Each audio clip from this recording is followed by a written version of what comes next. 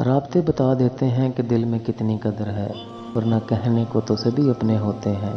پتہ نہیں کیوں مجھے ایسی چیزیں دیکھ کر مجھے عجیب وحشت سی محسوس ہوتی ہے۔ سمجھ نہیں آتا انسان کیوں خود کو کسی بھی انسان کا غلام بنا لیتا ہے، کیوں ایک انسان دوسرے انسان کی پیر کی زنجیر بنا ہوا ہے، کیوں انسان نے خود پر اتنی حدیں لگائی ہوئی ہیں، کیوں صرف ایک اور بس ایک پر نکایت کی ہوئی ہے۔ ہر وقت تو ہم خود بھی اپنے ساتھ نہیں ہوتے، ہر گھڑی تو ماں باپ بہن بھائی بھی پاس نہیں ہوتے، تو ہم کیوں کسی خاص انسان سے یہ امیدیں لگائے ہوئے ہیں؟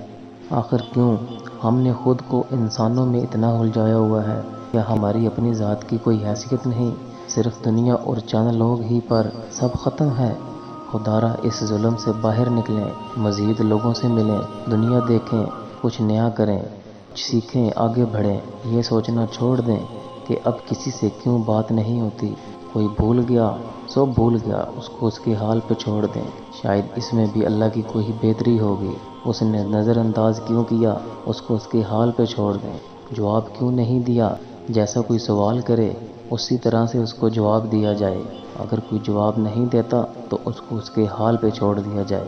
اچھا سوچیں سب کے بارے میں، کیا ہر کسی سے شکایتیں لگانے بیٹھ جاتے ہیں؟ کبھی کسی دکھی انسان کے پاس بیٹھ کر اس کا حال و حوال پوچھ لیا کریں، کبھی صاف دل سے بھی بات کر لیا کریں۔ اچھا سوچیں اور کوشش کریں، سب کو اچھے کاموں کی نصیحت کریں۔ اچھا سوچیں اور کوشش کریں، سب کو اچھے کاموں کی نصیحت کر کے اللہ کے قریب لائیں۔ یہ دنیاوی محبتیں تو تمہاری آزمائش کرنے آتی ہیں کہ تم حقیقی محبت سے کتنا قریب ہو، اور جب تم صبر کے ساتھ اس کی رضا میں راضی رہتے ہو تو وہ بھی پھر تمہیں تمہاری من پسند چیز پلک جھپکتے لٹا دیتا ہے۔ اور یہ جو تم بار بار ہر کسی کے سامنے صبر اور ضبط کا واویلا کر رہے ہو، تو بتاؤ ذرا کیا تمہارا صبر زیادہ ہے یا صبر ایوب علیہ السلام؟ تم جو اس آزمائش کی گھڑی میں دنوں اور سالوں کا حساب رکھے ہوئے ہو، تو بتاؤ ذرا کیا تمہاری آزمائش زیادہ طویل ہے یا حضرت یعقوب علیہ السلام کی، جب انہوں نے حضرت یوسف علیہ السلام سے جدائی کاٹی؟ تم کہتے ہو تم نے یہاں اس مقام تک پہنچنے کے لیے ان گنت قربانیاں دی، کیا تمہاری ایک بھی قربانی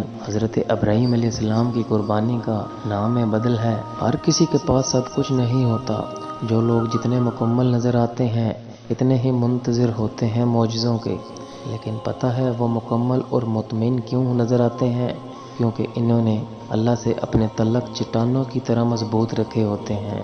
انہیں یقین ہوتا ہے وہ دعاؤں میں رونے والے ہوتے ہیں، لوگ کیا کہتے ہیں اس سے انہیں کوئی فرق نہیں پڑتا۔ زندگی میں کوئی خوشی، کوئی رشتہ، کوئی جذبہ کبھی مستقل نہیں ہوتا، ان کے پاؤں ہوتے ہیں۔ ہمارا سلوک اور رویہ دیکھ کر کبھی یہ بھاگ کر قریب آ جاتے ہیں، کبھی آہستہ آہستہ دور چلے جاتے ہیں۔ وہ کہتے ہیں نا، ہر جگہ حوصلہ دینے والی نہیں ہوتی، کچھ جگہوں پر کہنا پڑتا ہے، اور کہنا چاہیے کہ ہم جانتے ہیں تم تھک گئے ہو، ہمیں معلوم ہے تمہاری زندگی میں مسائل ہیں، ہمیں معلوم ہے کہ تم اپنی ذاتی معاملات کا ذکر نہیں کر سکتے، مگر اس سب کے باوجود ہم تمہارے ساتھ ہیں۔ ہم ہر بار ایک انسان کو مضبوط ہونے کا کہہ کر بہت ظلم کرتے ہیں، اس لیے خودکشیاں بڑھتی جا رہی ہیں، کیونکہ کوئی ہمارا ہاتھ تھام کر بیٹھا ہوا نہیں ہے، کوئی ہماری مایوسیوں والی باتیں سننا پسند نہیں کرتا۔ ایک بات یاد رکھنا، اللہ ہمیشہ لوگوں کو آپ کے سامنے ظاہر کرے گا، اس سے کوئی فرق نہیں پڑتا کہ وہ خود کو کتنی اچھی طرح سے چھپاتے ہیں، اس سے کوئی فرق نہیں پڑتا کہ وہ کتنی کوشش کرتے ہیں اور اپنی اصلی توجہ پر پردہ ڈالتے ہیں۔ اللہ سب جاننے والا ہے، وہ ہمیشہ آپ کے سامنے ان کے ارادوں کو ظاہر کرے گا۔ جب آپ کسی مشکل وقت، مشکل صورتحال سے گزر رہے ہوں تو اللہ آپ کو ہمیشہ لوگوں کے اصلی چہرے دکھائے گا۔ یقین کریں اللہ آپ کی آنکھوں کے سامنے جو کچھ ظاہر کرے گا اس پر آپ حیران رہ جائیں گے۔ وہ لوگ جن کے بارے میں آپ کو لگتا ہے کہ وہ زندگی کے ہر مشکل وقت میں بھی آپ کا ساتھ نہیں چھوڑیں گے، وہ آپ کو اپنی زندگی سے ایسے باہر نکال دیں گے جیسے آپ کبھی تھے ہی نہیں۔ وہ لوگ جنہیں آپ کی مدد کرنی چاہیے تھی، جنہیں آپ کا ساتھ دینا چاہیے تھا، جو بہت دعوے کرتے تھے، جھوٹی باتیں کرتے تھے، اللہ ان کے اصلی رنگ آپ کے سامنے لے کر آئے گا۔ کبھی بھی یہ نہ بھولیں کہ آپ کے ساتھ کون تھا اور کون نہیں تھا۔